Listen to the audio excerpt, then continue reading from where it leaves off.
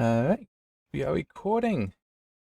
So, I think it was a week ago now, Hardware Unboxed for a video because there have been questions, very reasonable questions, about what is the impact of background tasks essentially while gaming, especially certain potentially more intense background tasks, such as playing a YouTube video or doing a Discord call, especially if you're sharing your screen or something like that.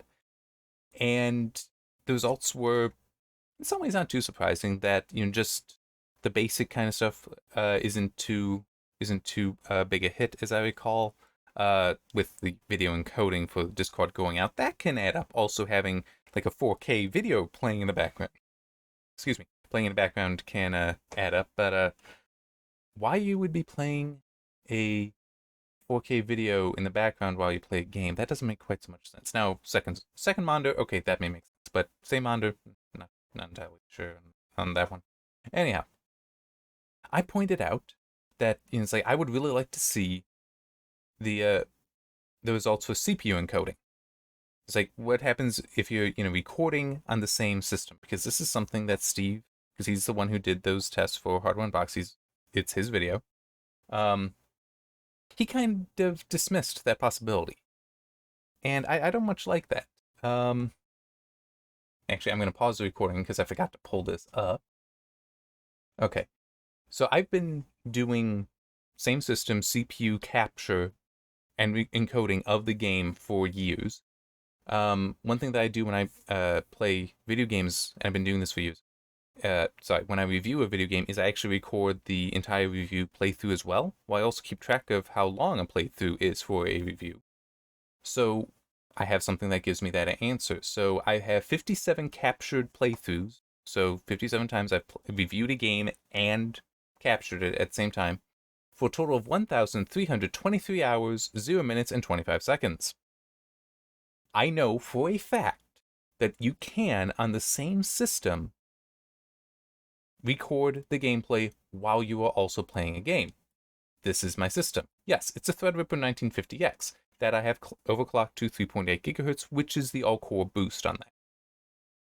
I don't remember what the normal clock speed is. It's not that much of an overclock, though. It's with 32 gig of DDR4 at 3214, so good memory. And yeah, so that is quad channel. That's one thing that the Threadripper is going to win in compared to, say, 3900X, 3950X, 5900X, or 5950X, which are 12-core and 16-core CPUs of the Zen 2 and Zen 3 generations.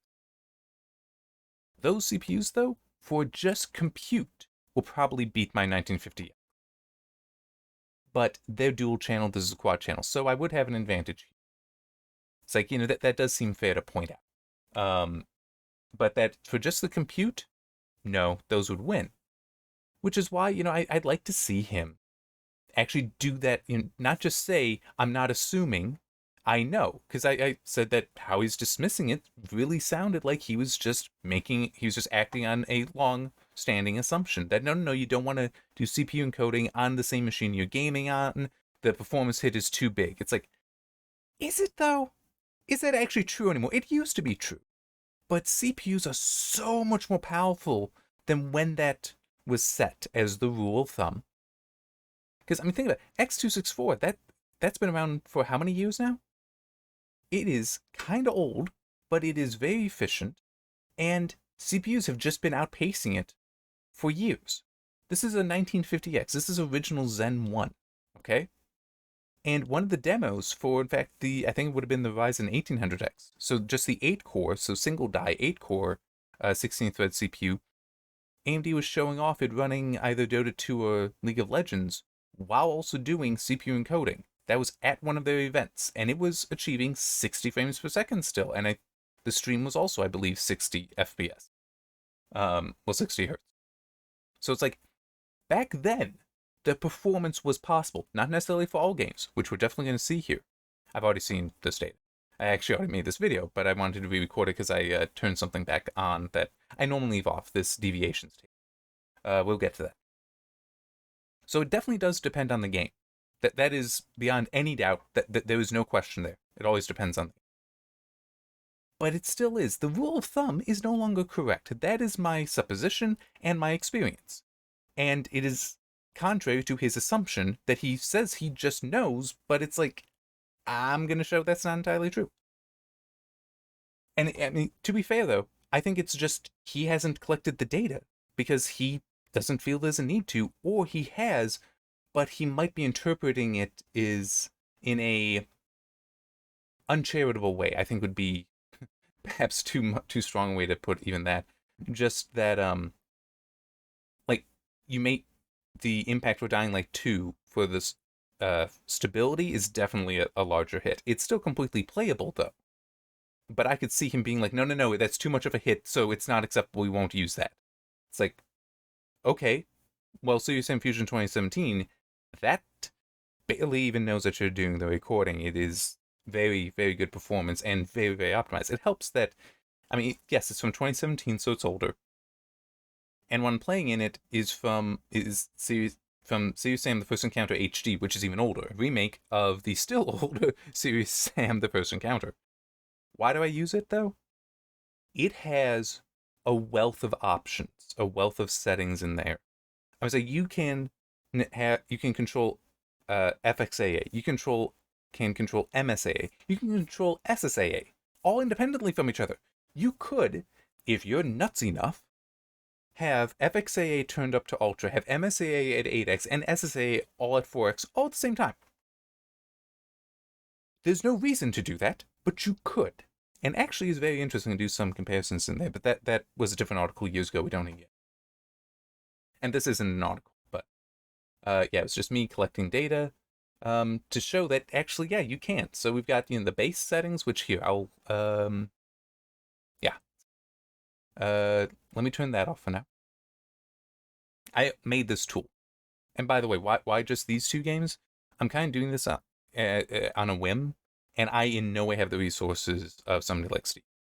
So it's like, all I have is, I mean, I have my desktop, which is a 1950X, and I have a test system that's a 2700X. That's it. It's like, I don't have his wealth of hardware to experiment with. I also don't necessarily have his wealth of games to install and test in.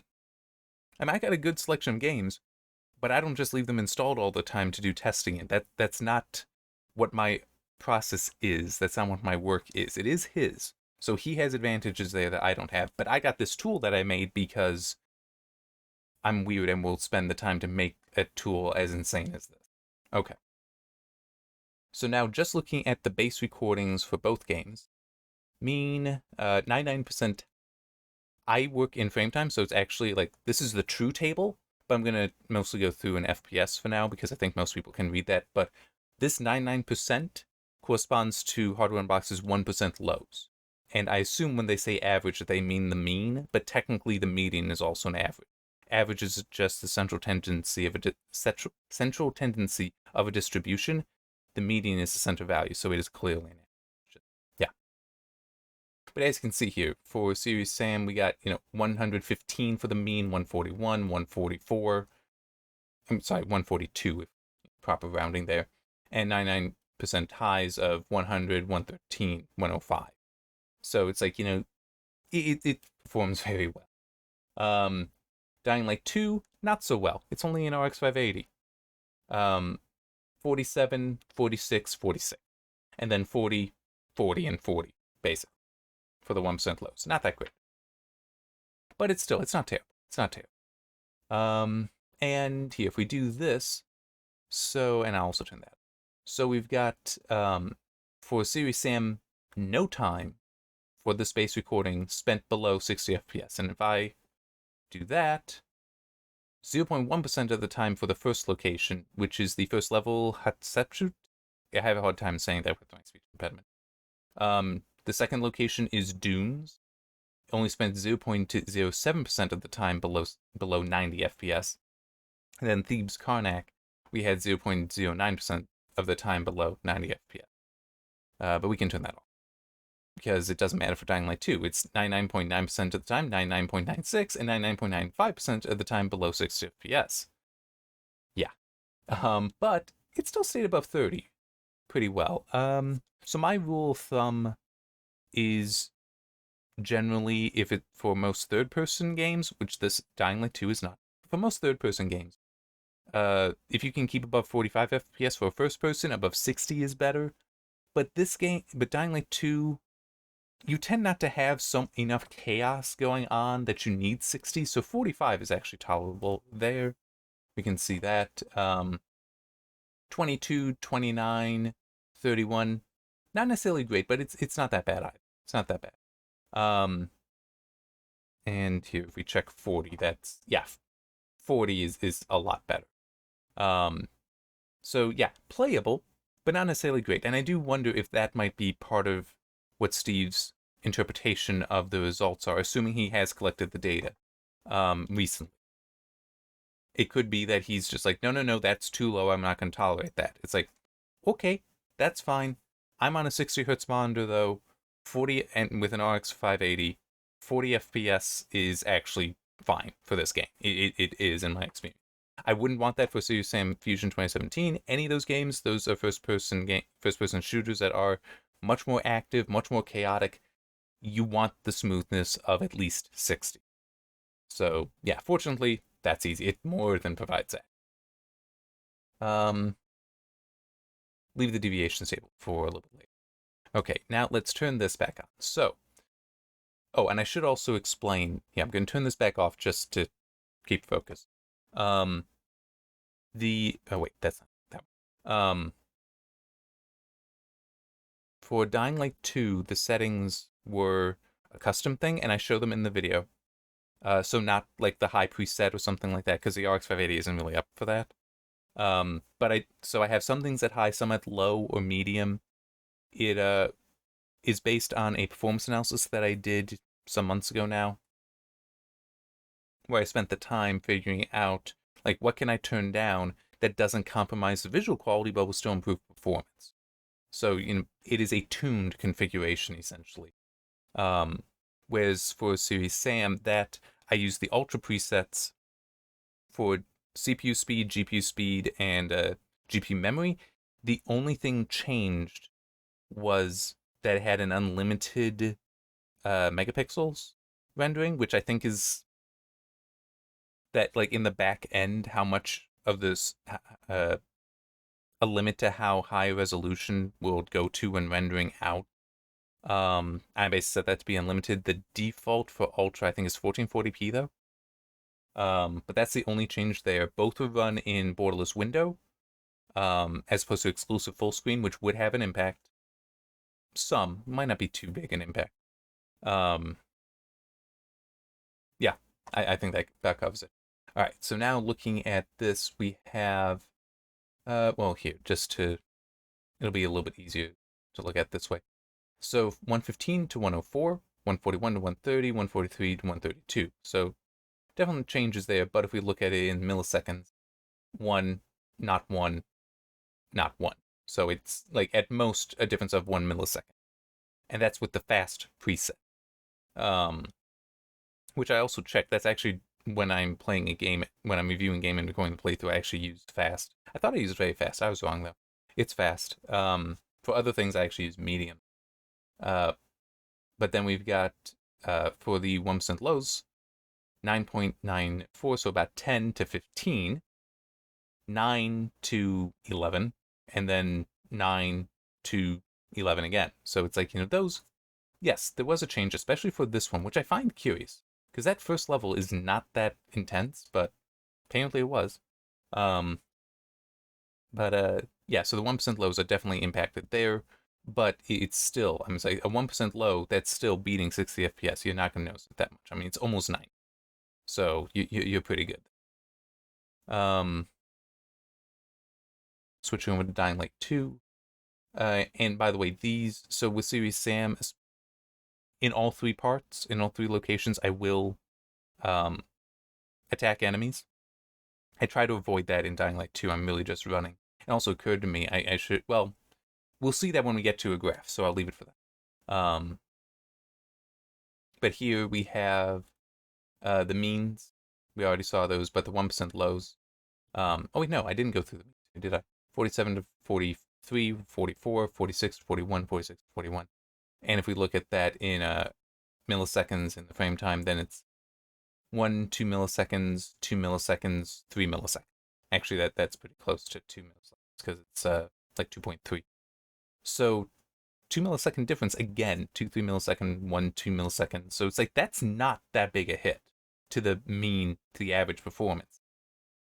But 24 to 47, 25 to 46, and 24 to 45, those you'll notice. So yes, the stability here is a lot worse, which we will see in multiple other graphs. But for now, and actually let me, there. I just turned off in the graphs, which haven't been rendered yet, and it can take a while to render out all the data. I turned off Series SAM, so it'll go a little bit faster. Yeah, but I still have some things I can do here with these tables. But yeah, so if we look at the deviations here, and I'll turn that back on. Actually, no, leave it off so it's easier. So just, reminder for the mean and median in frame time, and only in frame time. I don't think that frame rate is as appropriate to use because of how it's nonlinear. But we see the standard deviation went from 1.41 to 3.86, and then 1.26 to 4.26, 1.23 4, 4.2 about. That's significant. That is not surprising because I did start feeling the stuttering. So that is not too surprising. And standard error, which is it's a little different from standard deviation. It has to do with basically how close is this value to what the value would be, how close is the mean for the sample to the mean of the total population. So the standard error does increase a little bit with the, increases a little bit by, a factor of 3 or 4. I think that's just how that works out. If I increase that, it might not look quite so bad. But yeah, so it's, it's not necessarily that great, that change there. But yeah, standard error, though, it's a useful metric. I don't work with these that much, I will admit.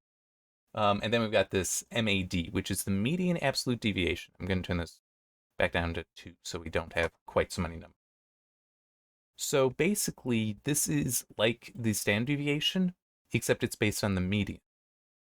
The standard deviation, I don't remember all the formula, but part of it is the sum of the differences of the samples, the individual measurements, from the total sample's mean. The median absolute deviation has a very similar formula, but it is instead a difference from the median of the sample. So this is actually very useful because the median is more robust. Outliers do not impact the median that much. The median has no knowledge of a specific value. It is just position in the distribution. The mean is calculated based on specific value, so an outlier can throw it off. Which means then that this, the 1.34 to 1.72, 1.16, 1.60, 112 to 158, those being so much smaller actually makes a lot of sense because the, compared to the standard deviation, because the outliers are not influencing it as much. But it does also kind of tell us that, because this is still, yes, it is greater, but it's closer.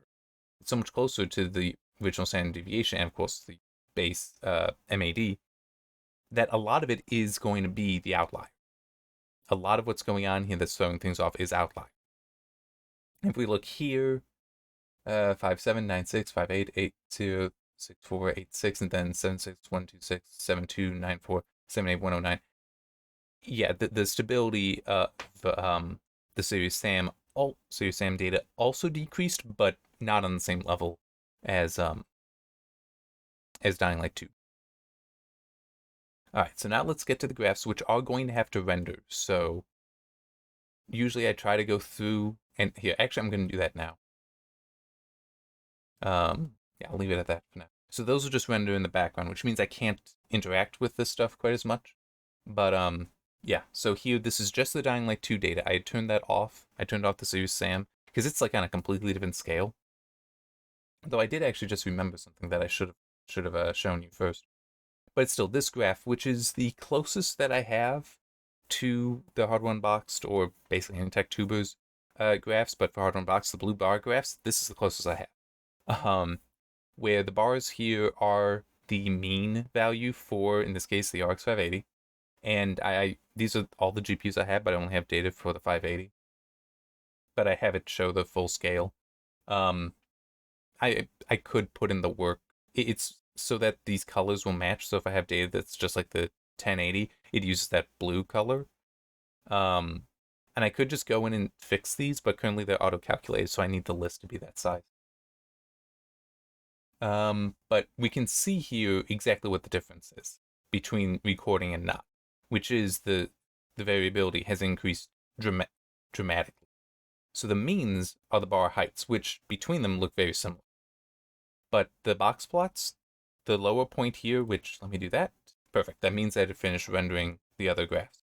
This down here is for frame time, the 0.1% low. So that's the 99.9% high for frame rate, which, by the way, frame rate is shown on the right scale. Then the bottom of the box plot is not the lower quartile. That is the 1% low in frame time, so 99% high in frame rate. Center line is still the median. Then we've got the 99% high, which is the 1% low for frame rate, and then the 99.9% high, which is the 0.1% low for frame rate. And yeah, that's huge. That has definitely exploded. That's not good. Especially because of how much is below 30 FPS, which, coming back here, there, and let me turn off the extraneous stuff. I mean, still, it's only about, 1%, 2%, 2%. So it's not terrible, but this is still not good. And the thing that I forgot I can do, boom, there. So now these are the results where basically if you just combine all this data into one sample, which is completely valid to do, by the way, because the population is the same, but the population is just the data for performance data for the whole game. But yeah, so that lets us see exactly what the overall impact is between them. So from 40.27 on average to 22 about, and then 46.46, 42, and then the 101 to 83 and so on. All right, back to the graphs though. And actually, I'm gonna pause and get a drink of water. All right. So now we have the frame time graph, and one thing that this is what I should have remembered to mention earlier, but it's shown here, so it's relevant. So I'll just talk about it here. Here, let's actually use a cleaner looking one. I'll explain more of that later. But notice the time goes up to 300 for 300 seconds. My process is I try to do 3 locations. Sometimes it's only 2, depending on the game. But try to do 3 locations that I then do a run in for 5 minutes that I'm collecting data. Okay? That is in very stark contrast to what many reviewers do, which will be like one location that they repeat 3 times, or however many number of times, but on 1-minute runs. So they have, 3 minutes of data, which would look like that. Whereas I have this extra here, and then this and this. Just it is important to know my process is different, but it is also the whole. It's like there are advantages and disadvantages to both. Technically, if it's only 1 minute, so down here it's a lot more focused. But it's like, why do they repeat it multiple times? To try to weed out try to suppress the outliers, because the bulk of the data, you increase that, the outliers are more obvious in being extreme. That's why I just do 5-minute long runs, which does mean I'm covering more, so there's risk of a more, just because I'm suddenly in an area that the performance is better or worse in. There's that danger, but it's also the whole. My contention is this is a better representation of what the total game experience is. I mean, I've got 15 minutes worth of data here for one game in one configuration, which is, either base or recording. Technically, we're looking at half an hour of data total here. That versus 3 minutes. Yeah. Anyhow, so this is, okay, so here we have this top plot. So that's the first location, Dying Light 2, no, we're not recording. Now this is plotted a little differently. This is a step graph, so if I zoom in like that, you see how it's just horizontal and vertical lines. It helps show off sudden changes, which if you look here, these are points that are just mostly transparent. It has a 10% opacity, which I like because I think that does a good job of helping to show where the density of the data is. In addition to, there's a blue line that's just like a regression on there. It's a smooth line. But, it also, with the transparency, we can clearly see that, yeah, there is data up here in this about, 20 FPS range. But there's not much there. It's mostly down here. But when we do this, it really stands out. And that does not look good. But this is not surprising to me. This is what I was feeling, that there is, in fact, a stutter. This is that variability that is increased because I'm now recording. And we see that here. We also see that in this one, and in this one. It's like each time we're recording, that should not be there. I know why it is there. I also went in and collected data in Dying Light 2 with very fast, but it didn't make any sense. It was actually somehow lower performance, so I decided to not include that.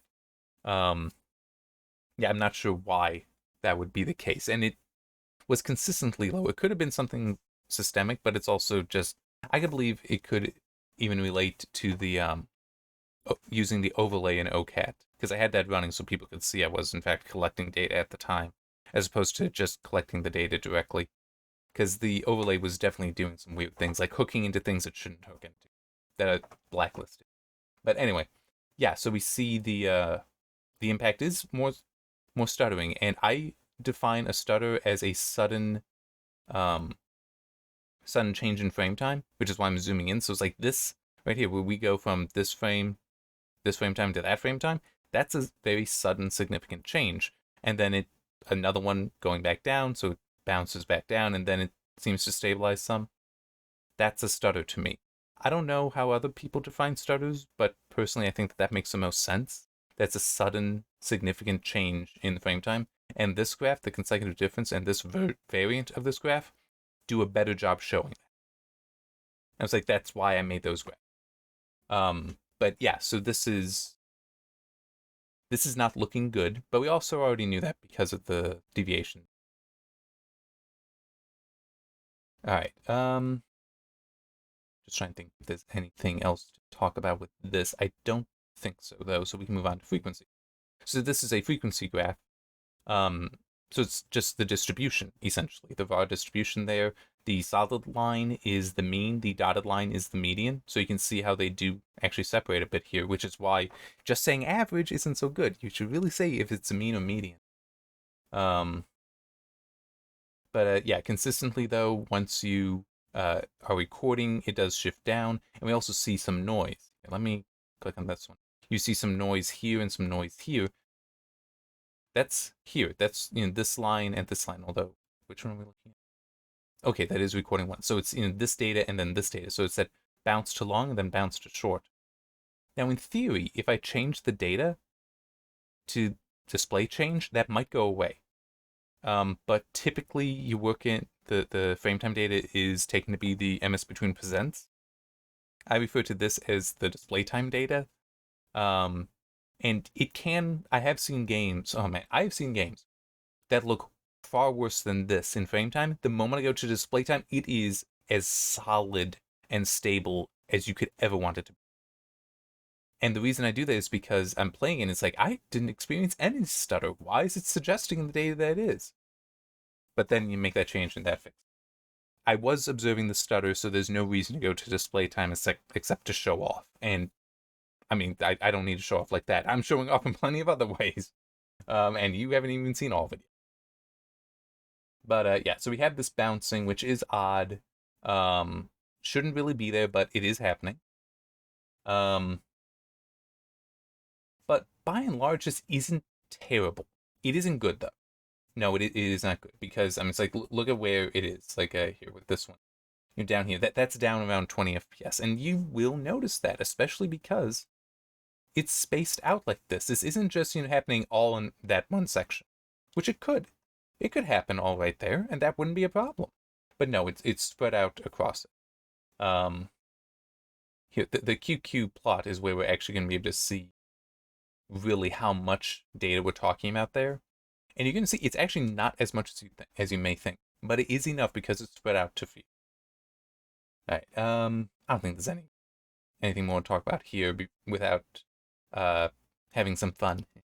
Just like with the tables, how I turned off the location, I can also do that with the graphs here, but because it takes redrawing the graphs, I don't want to do that until a little later. Okay, so this is the QQ plot, QQ graph, and this is, in my opinion, of my graphs, one of the most valuable, because how it works, just take that one. There we go. Actually, no, I changed that one. So this is the no record. I'm now recording. I'm just collecting the data in Dying Light 2. And this is actually pretty typical. This is actually above average in how it looks. Other games you may see how there's this turn here. This is very smooth here, but other games you will actually see still out here though, but a turn like that. So it's like that I'd say is more the average. So this is better than that. It is very good, but it's still this graph is so informative because what it is doing is it has the data sorted from least to greatest. All right, that's along the Y scale. The X scale though is in percentiles, which is nonlinear in this case, but it's actually in quantiles, which would be linear measurements of distance from the median in standard deviations. That would be more linear. So you wouldn't. It's like it would be one standard deviation here, 2 is here, 3 is here, as opposed to it's like here is 0.9%, and here is 0.1%, and here is 49%. They all look much closer in size. Like this looks like it should be 1.8%, about 2%, maybe 3% if that's in the 0.9. But what's so valuable about this graph is it tells us whether or not we're looking at outliers when we're dealing with a 1% low, which remember is a 99% high for me. So it's like this value, nope, this is along the bulk of the data, which I have this dotted line here. That's just a theoretical line connecting from 1% to 99%. And it has a slope of 0.06. It says it down there. I don't know how well that survives the video compression, though.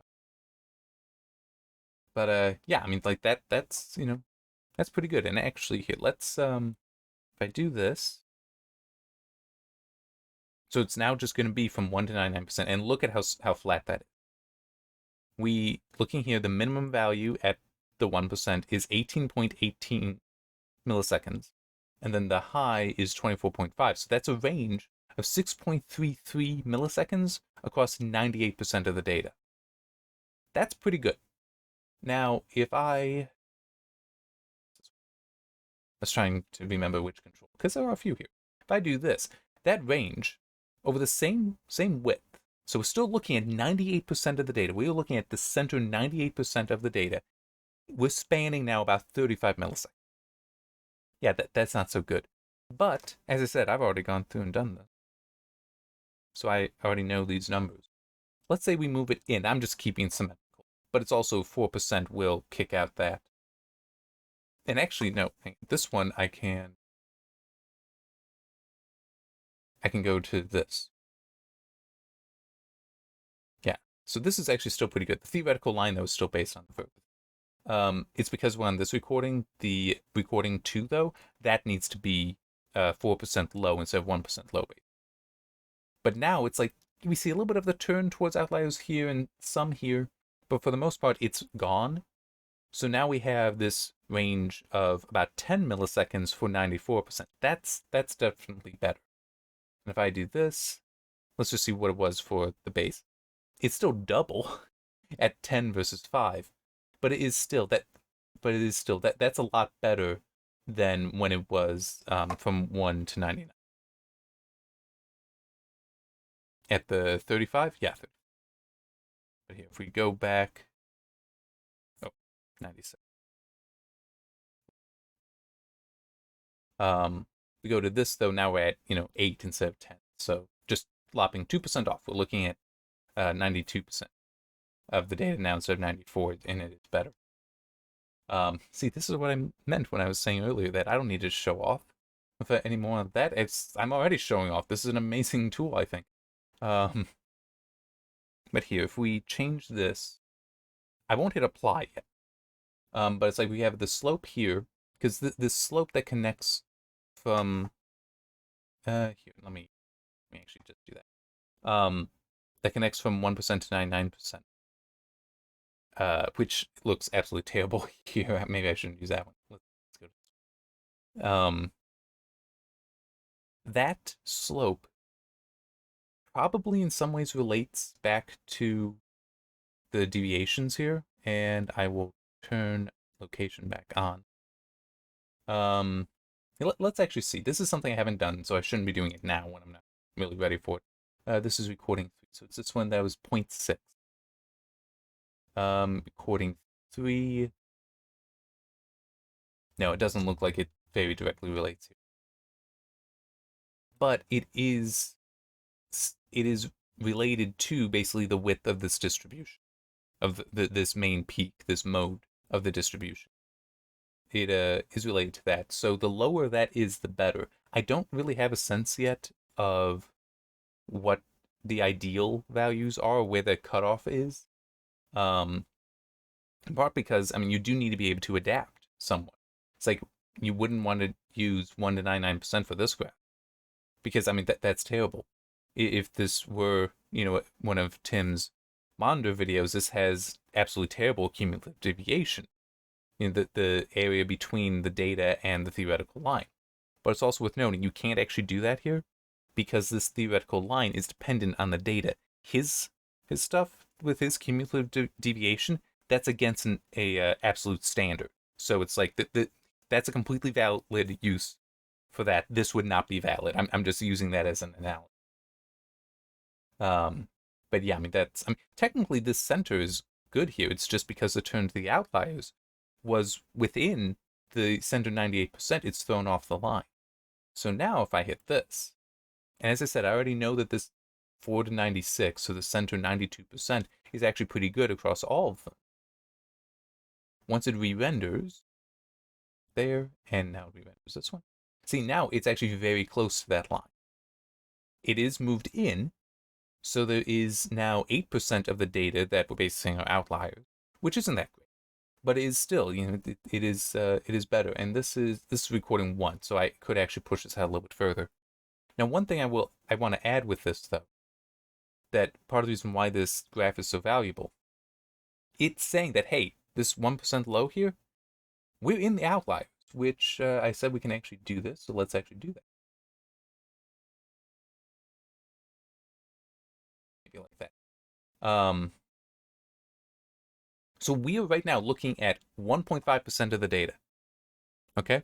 1.5% of the total data right here is outlier. And actually, if I can pull this down, which will increase the amount that's in there because now we're including that. But it's like if we had it up there, so it was cutting off right there, it's like we're looking. I can actually pull this in. I can pull this in if I want. Let's try that. Because I can, kind of showing off. But because I can, let's try to dial this in a little bit better. Okay, so about 1.7% of the data is here, and this does include some of still the turn to the outlier. But it's like this much is outlier. So the 1% low here is not specifically valid because we're in the outliers. Now that information itself is useful information. That is good information to share. But you then risk comparing, the central data, the bulk of the data, versus outlier data if you just use 1% lows blindly. That's what this graph helps defeat, is that now you're not blind. You understand the context here. So you can still say, yes, this is the 1% low, but what is 96. I need to look at the right one. Are the 96% values? And turn that back off. See, now we're going from, and actually let's also frame time. So now it's a difference of about 4 milliseconds. That is not nearly as bad as practically doubling, a difference of like 20. Okay, and that's going from 1% to 4%. Can we actually get closer? Well, for some of them we can. So still about 4, now we're at about 5, and then about 6. So that's not so good. 6.5 though, what if we did that? 4, 4, 5. So 96.5. If you used, so the lower 3.5% as opposed to the 1% low. Look at that difference there. And I know to do that, I know to look at that because of this graph. And that's not just cherry picking, by the way, for something that's like, oh, well, you're just cherry picking value that makes it look better. No, contextually, the 3.5% low would be more appropriate because I know I'm in the bulk of the data. I know I'm here instead of here. Although it would actually be on this. Oh, wait, no, it is over here. But yeah, because I know I'm more so in the bulk, it makes it actually a bit more valid. It would be like if you were collecting data on the heights of people in a population, and you want to look at the 1% lows, but it's like, well, for that sample, you included the entirety of the NBA. So suddenly the 1%, 1% highs then, 99% highs. If you did that, then it's like, oh, well, that's going to be skewed really far versus a sample that, let's say, football players, the NFL, just because NFL doesn't have to be so tall. They certainly do have tall players, but, it's just, do you get my point there that no, if you start bringing it in, that's how you start bringing in which percentile you use to avoid just comparing outliers, because outliers are not as useful. They are still useful. It's good to know that, hey, this turn to outliers was at about the 4% low or 3% low. That is still very useful information. Do not think it's not. Actually, no, this is about 1.7% low. But it's like, that's still very useful information. But if you're just blindly using 1% lows, then you are missing that information. That might be it's just that this specific configuration had terrible outliers, had a terrible situation with outliers, but what if it were better? And I know I'm getting really, really far afield, but I'm just, you could potentially have, if we just look at the entirety of this one, it's like, imagine if, the bulk of the data in here were actually like down here, but the jump up to outliers. And sometimes you see this here, I'm actually kind of used to seeing it where there aren't the points in the middle, where it's just a gap there. That happens plenty of times. But imagine if that were the case, where it's like, oh yeah, just 2%. The outliers started at 2% instead of 1%, but your performance was 120 FPS versus 90 FPS. But the 1% lows look terrible because of that. And it's like, yeah, because, the 1% looks bad, but what if it's, well, if we did 2%, now 98% of the data is amazing, but the 2% is bad. It does then come back to this. Okay, well, how's that 2% distributed? If it's even like that, that's not so great. But if it were just in one spot, you don't know. If it were just in one spot, it wouldn't be so bad. Yeah, I also made a video that went for about an hour, I think. I don't remember, we made it multiple times talking about this is why you don't want frame time graphs in TechTube videos, because this is a frame time graph. And I have a feeling most people would say that that's what they want. This is also a frame time graph. This is a frame time graph. They all show the information just a little bit differently, and you have to go through all of it to get that context of, yes, it's only about like 2% of the data that is terrible right here. You can say that it doesn't matter in this stuff because this is high performance. It's like I don't know how much you actually want to do that versus this stuff, but it's like, okay, but how's it spread out? Because this doesn't have any temporal information in it. Only this does, and this. Yeah, you soak that in, and actually, I'm not even going to pause while I get a drink of water. You can just soak this in and see if you can figure it out before I explain it.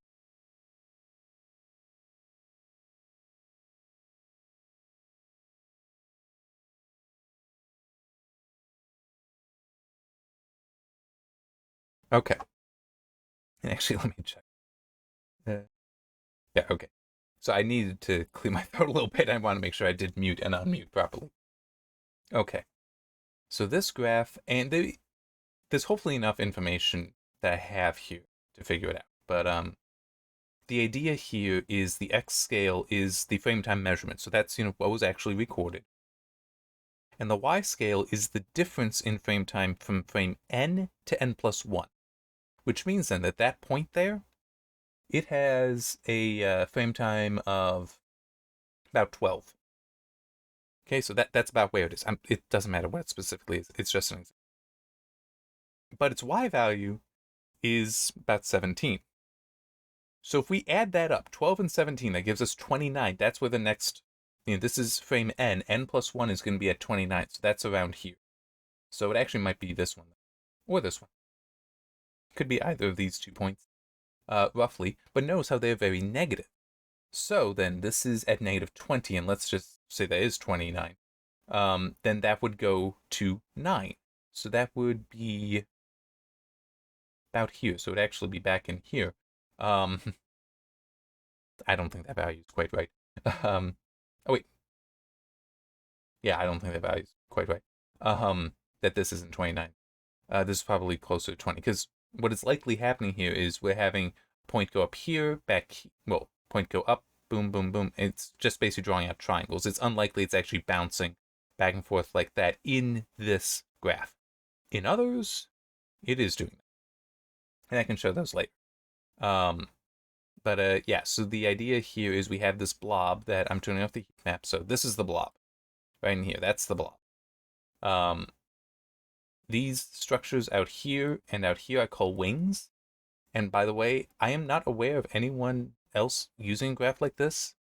So it is possible, I just don't know, or it's possible that I invented this graph, in which case then, if the official language is that's a blob, that's a wing, that's a wing. And of course we have the heat map. So the idea to the heat map is when it was off, you couldn't really see any detail because it just turned black with how dense the data was. So this gives us an idea, and that right there we have a single peak that it's not completely yellow. Yellow would be the highest density available. This is still a little bit yellow green, but it's still pretty dense. And what's nice is it's not too spread out. It's nicely dense. It would be nicer if the purple, if the outer layer were a bit smaller in there, but if we try to cut this down.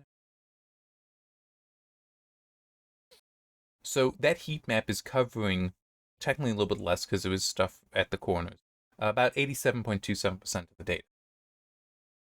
Which, is also nice because that's telling us that 87.22% of the data, the difference from one frame to the next is within 1.87 milliseconds, plus or minus.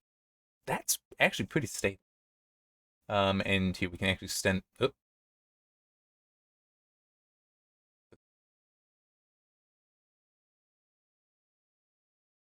There we go.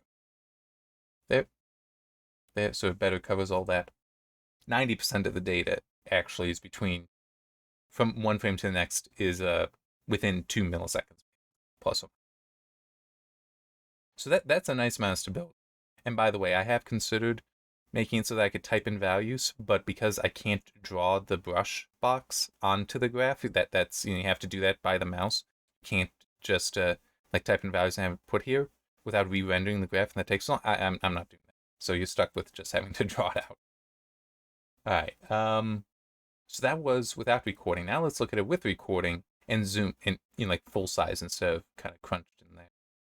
And I hit the wrong button. I keep doing. That's so that I can turn down the opacity here of the heat map. But here we definitely see how we got wings. We got a wing here. We got a wing here. Well, I don't know if you want to count this as the same wing as that, but it kind of is. And we've also got it up here. So what's happening here?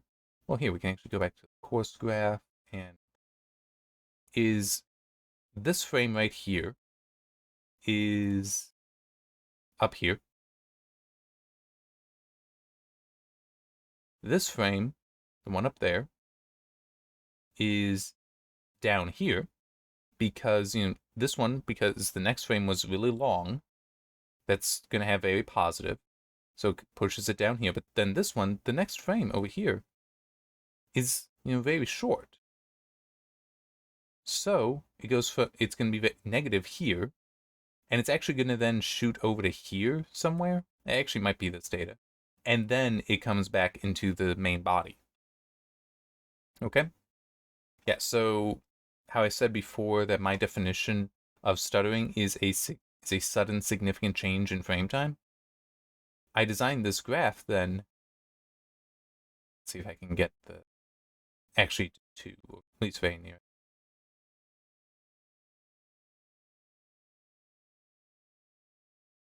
That's close. Yeah, I designed this graph to help give an idea of stuttering. So the fact that there's so much wing here does tell us that there's a fair amount of stuttering.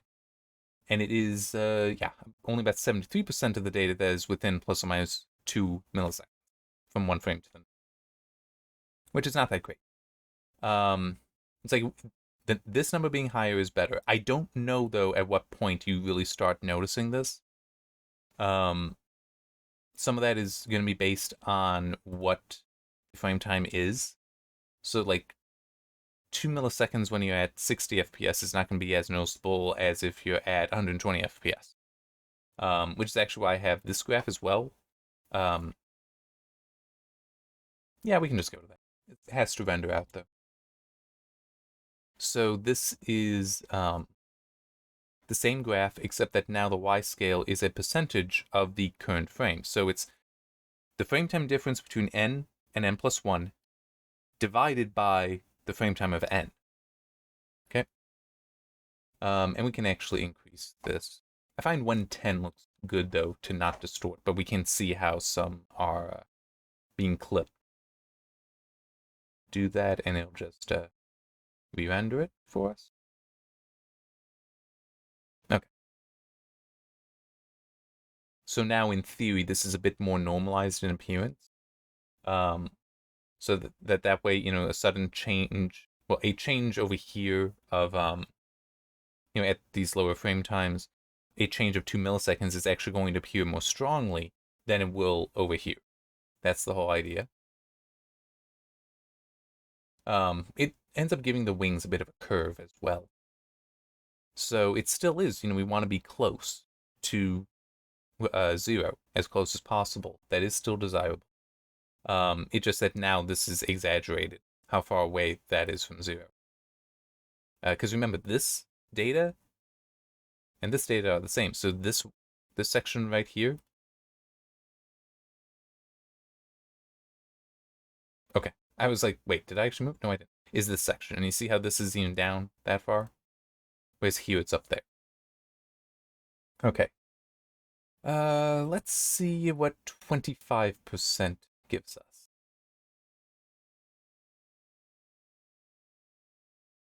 So plus or minus 25% roughly, it has 90% of the data. Okay. And it is, don't forget, it is somewhat, it is linear, but it's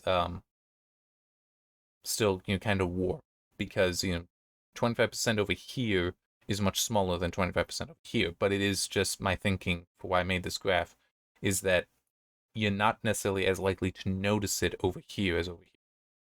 Maybe there would be something wonky I could do, like having it normalized against some curve, like a gamma function kind of thing.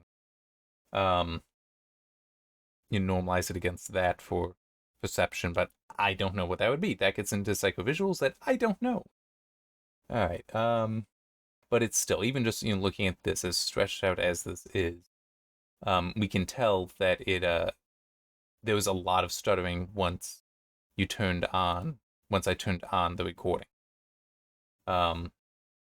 Which isn't great, but it's still, it's like the bulk of the data here. Well, the bulk of the data is here. That's 85% of the data roughly.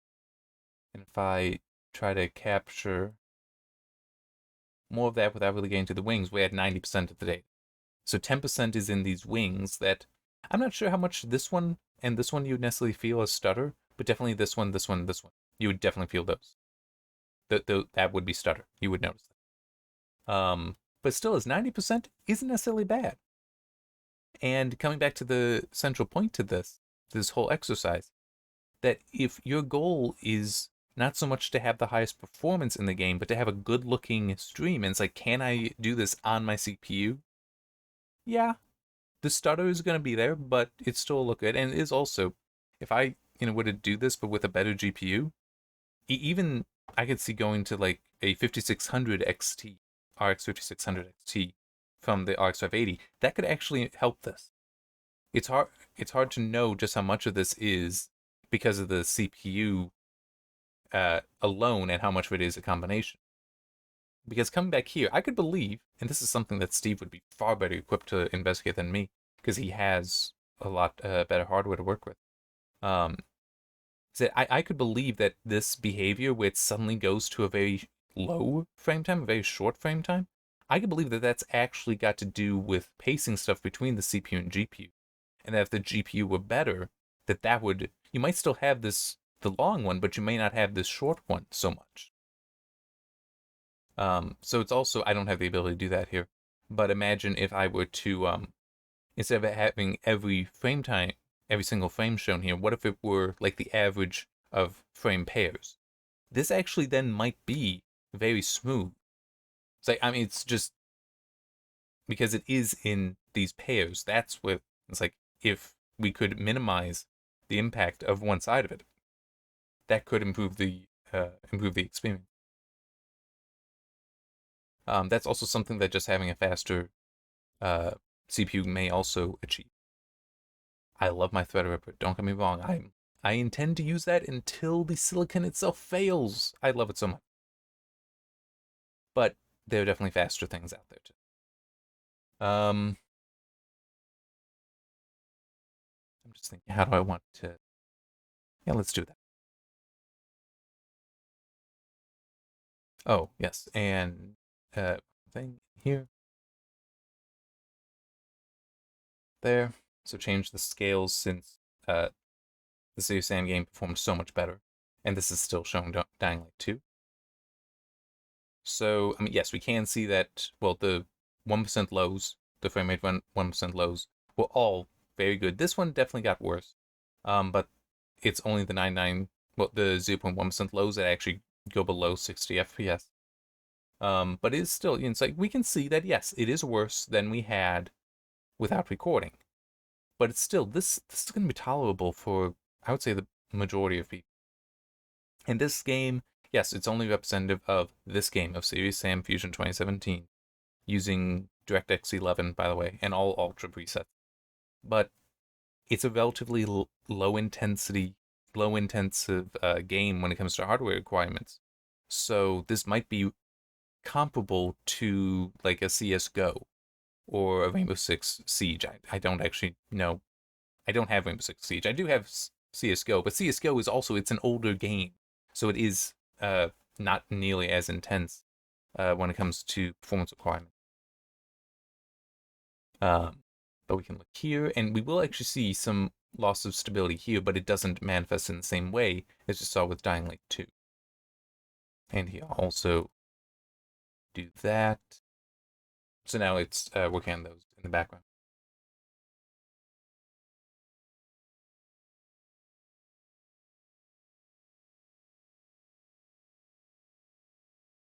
Yeah, these graphs take a while because of all the points. Rendering all those out is a little tricky. So yeah, I'm not sure why for this one, for this first level, it come on, it's okay. Do it this way. Oh no no no! I know why. I know why. I'm being silly. Okay. It finished rendering this one, but now it's working on this one, and then this one, and then this one, and it will come back. It's unfortunately it is very sequential, and I do not know of any way I can change it. But it's also something I'm taking advantage of because it's now working on those, so they'll be ready when I get there.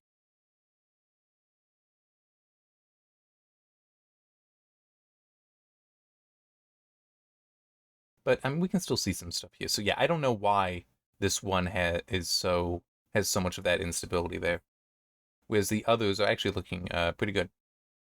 Um, but we can also see here the similarities between these runs, which the two Hatshepsut runs, I did actually screw up a little bit. I had the wrong path for maybe that much of this run, but the rest would have been very similar. But the Dunes run and the Thebes Karnak, no, those were definitely similar. So it's like this peak and that peak are almost only the same thing. This and this are definitely the exact same thing, and now we are actually seeing it's rendering down there. And certain other things will also align, but it is because for this location, Dunes, it's basically all combat. So it's never perfectly reproducible, but it's always going to be consistent because it's the same exercise, it's the same area. It's just how you're shooting, how you're engaging the enemies is a little bit different. Thebes Karnak is a bit in the middle. There is more of just the exploration, but still plenty of combat, so it keeps it from being the same thing over and over and over again, identical. Hatshepsut, except even if I didn't make the mistake at the beginning of forgetting the path, it still is it's a lot more of a same path repeated over and over. I was like, there were times that some of that it's like, yeah, I can do that blindfolded. That was back when I was collecting a lot more data in for different projects. Okay, so looking at this, you can see that this is actually very consistent. I mean, it's not perfect, but it's still that data is very, very tight, very narrow. But once we go to here, yeah, it definitely spread out. So that's not so good. And I don't know what's up with the stutters here. I really don't. But this noisiness there, I do not know what's going on with that. And also the fact that it's heavily present in this run. We can see it just slightly here and here. So yeah, I'm not really sure what's up with that. Why this run is so different from these. But yeah. Now we do still see the thickness there is up compared to this. But that because unless you're running like at a 120 hertz monitor or something, or 144 hertz monitor, I'm not even sure if you would notice that. I mean, for my 60 hertz monitor, I didn't realize that was happening. Um, yeah, I mean, so that I'm immune to because I don't have the newest of monitors. Sorry. Um, I'm happy with it. I like my monitor, and I have no reason to change it. I also don't have any room for a new. But yeah, so let's now look at the frequency. So here it is interesting how we see the tops are blunted. So that's that whole how it's noisier in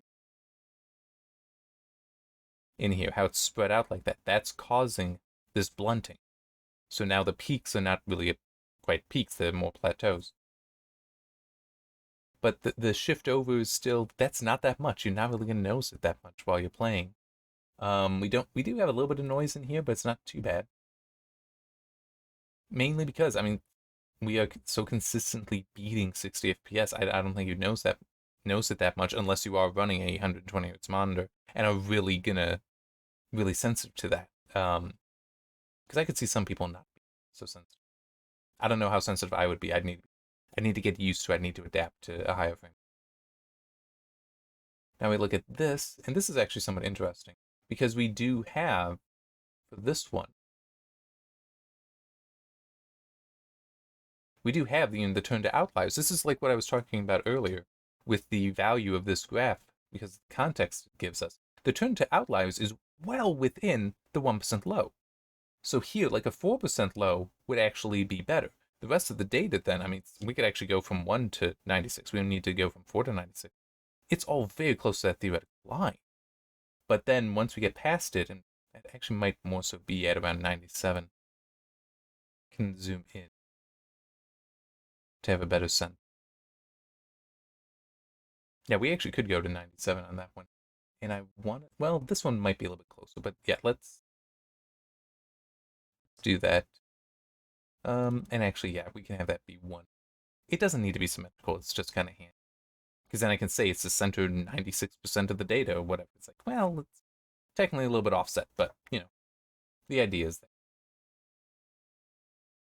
So it's just re-rendering the line. And also the rectangle. Yeah, in case you didn't notice, I know I didn't explain it, that the rectangles, they trace from the values on the thing, on the X scale, up to the day and then over to the Y scale. I thought that was a clever thing when I was originally making this graph. But yeah, so we have slopes of 0.04, 0.04, 0.02, 0.04, again, 0.3, and 0.4, 0.04, sorry. So yeah, still a very low slope, which is what you want to see, because that's telling us about the data from, in this case, about 96% of the data. That's that is good to see.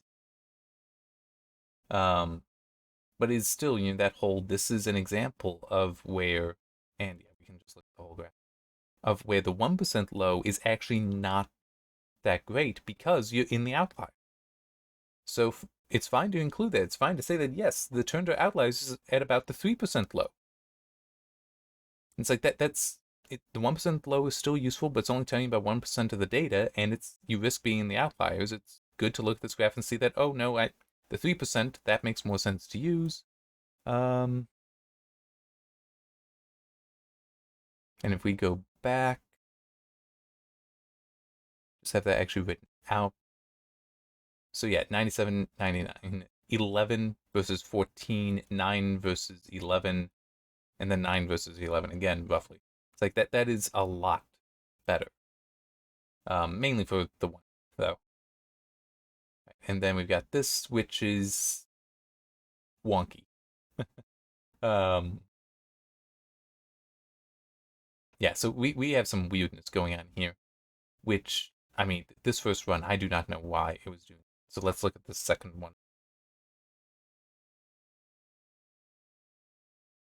So here, it is actually still kind of weird. If I turn off the heat map, you'll see why. We kind of have, like three peaks, three things in here. We've got one here with a tail going out. We can see a tail right along there. Then another one here, another one here. And we also have, like this head there, this head here, and then the one right there. Yeah, I'm not sure why it's necessarily worked out like this.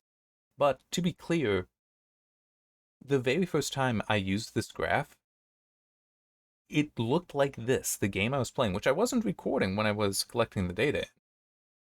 But it looked just like this, but without the center portion. It had, this peak and this peak.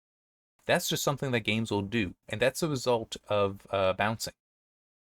So this is recording to, right? Yeah. So that's, actually, no. So that's, how we have here. It's constantly going up and down, up and down, up and down, up and down, up and down, up and down. That bouncing back and forth, even though it's not actually very far. So it doesn't really count as a stutter. But it still is. It's enough to cause that back and forth here to make these two points here. But it's still, for consistency, there.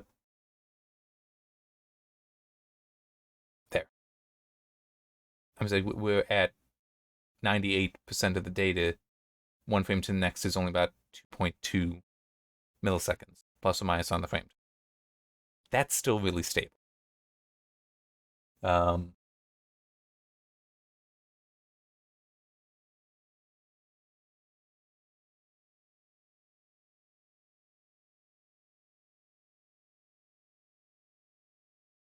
This is a little bit tight. There. Now it's only about 94%, 93.65% is within this. I mean, true, it's a little bit smaller, but I doubt we're going to make up that much by raising.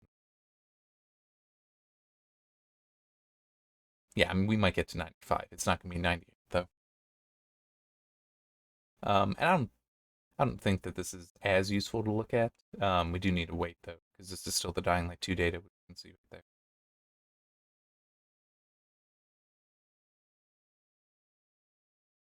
But this is technically more so why the percentage stuff exists, why the percentage version exists.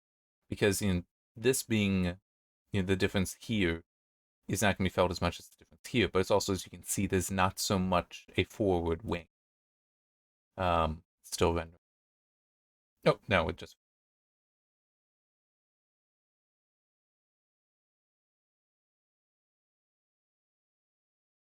But you can now see, if I turn that off, so this is that same one where I was pointing out the 3 heads to it. You can now see those heads have been pulled away. That's the effect of the warping, because it's like, even though it's very close in. No, that was recording 2, was it? Not recording. Yeah, we were already on recording.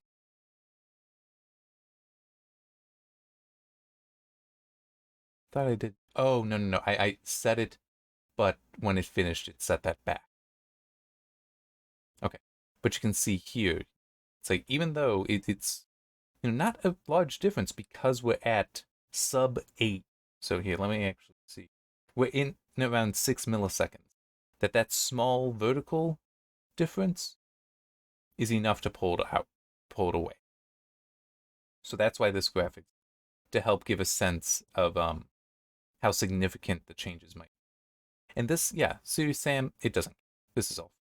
If I still had Serious Sam 4 installed on the desktop, I'd probably have tested that, but I don't have it installed. I would have to use the test system. Okay, so there is one more thing I want to show, which is how I have all this. I can do that here as well. Oh, and you can turn dying light back. Oh yeah, I need to do that, don't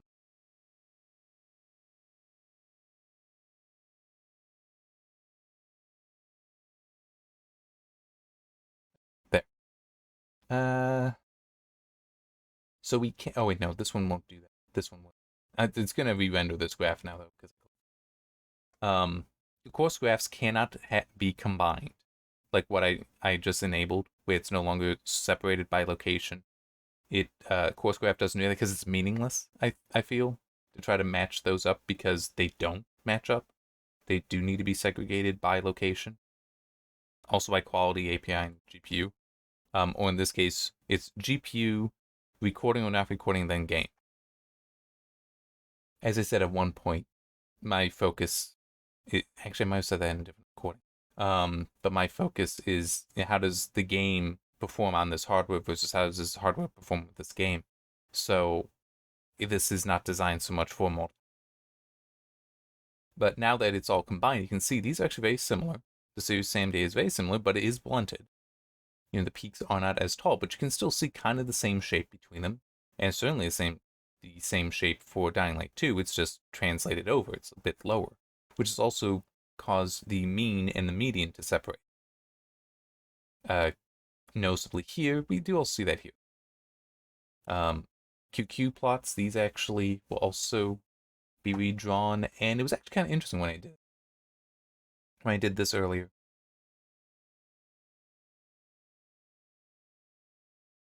And for anyone wondering about how is this legitimate to do, so long as it's all the same population, which is the performance of the game, you can match, you can combine samples. So that's like if you wanted to know the average height of men in the world, if you record in New York, if you record in London, if you record in Shanghai, if you record all those other places, and you just lump it all together, because you're looking at what it would be for the total population, completely legitimate to do. You don't need to be like, oh, well, what's the average in New York? What's the average in London? Then average those together. No, you can just lump it all together and then run the operations on that. It is completely legitimate to do because it's the same population.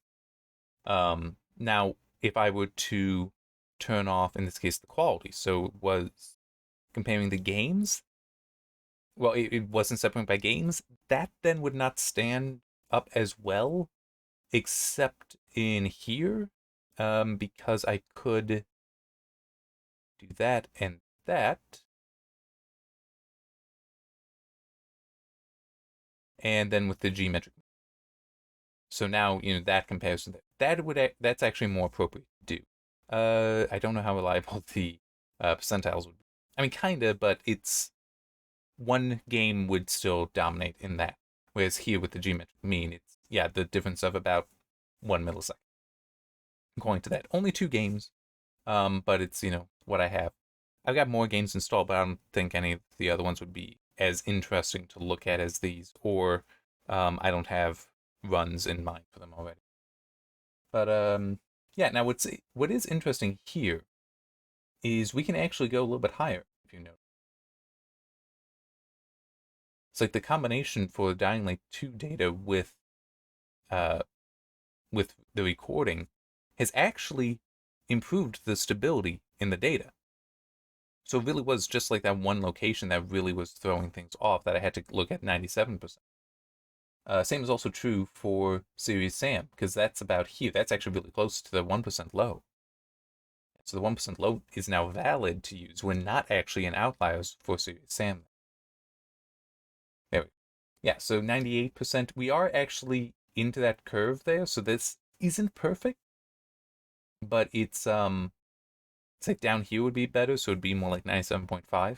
But that still is a much better position than just the 1%, because that's clearly outlier. Curious, that's actually also going outside of the frame. Now we don't want to use the 1%, the frame time 1% low, the 99% high, because of all that, but yeah, it is in there.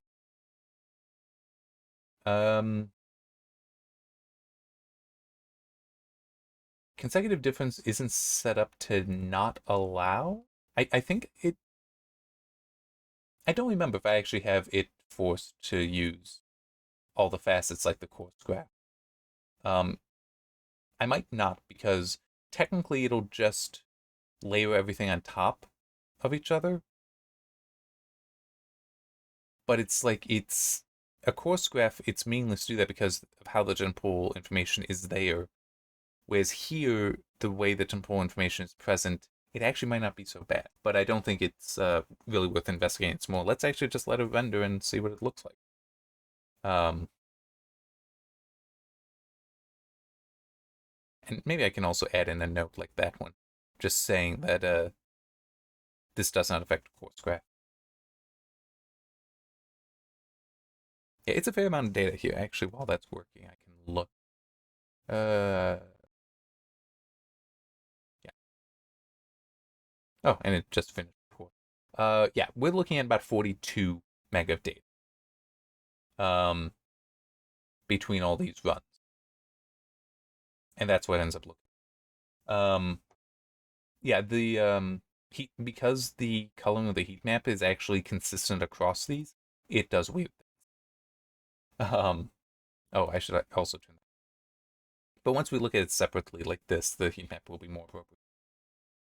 Yeah, so this is 15 minutes worth of data that we're looking at here.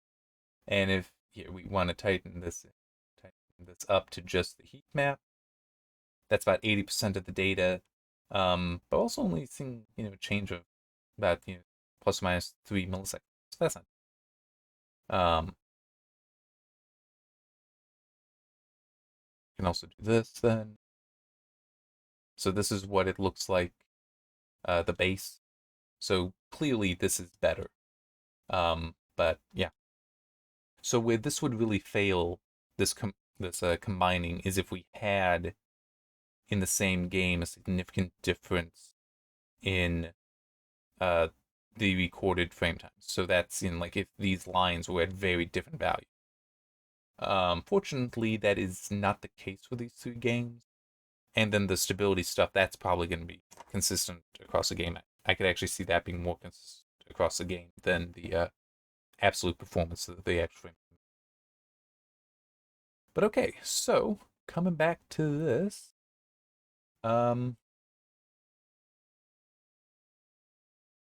these actually might be valid. Not terribly so, but they might actually be some.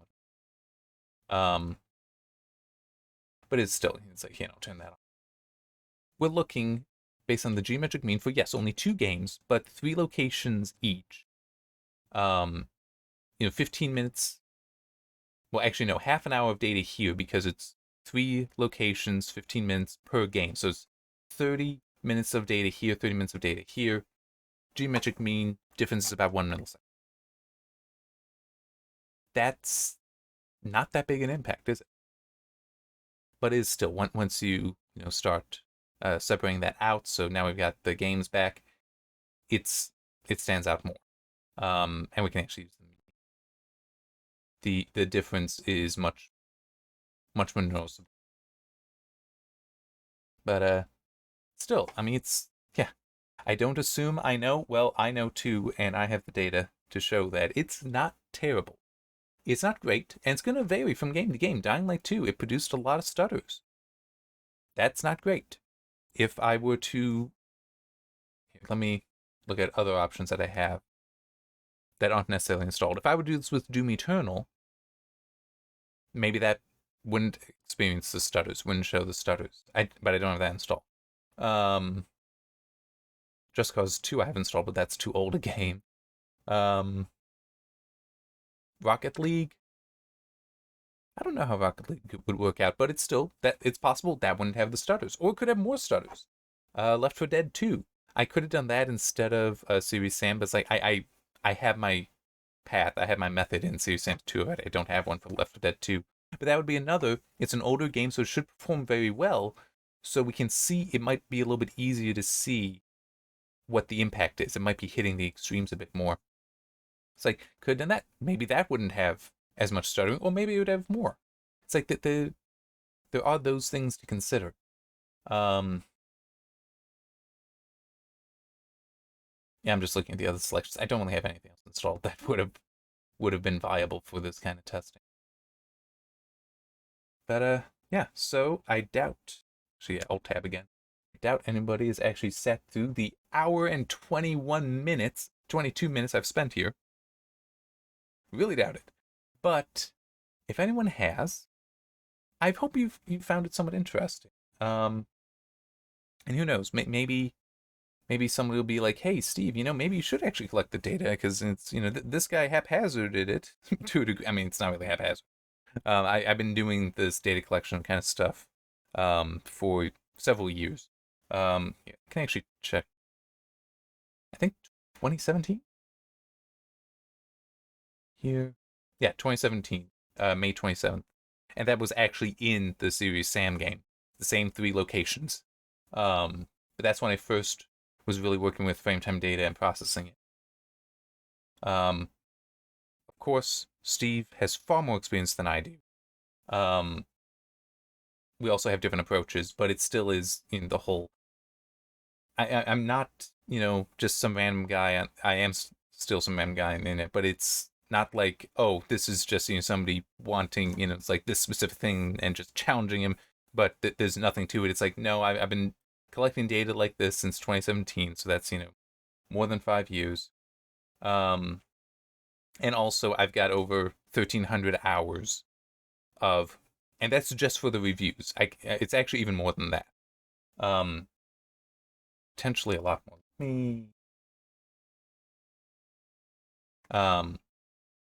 Because as I said, that's just the captured reviews. But I also do other gameplay recording, and that's all videos there, which some of them do predate the Threadripper system. But that totals to about 760 hours. So even cutting that in half, even though I'm just thinking, when?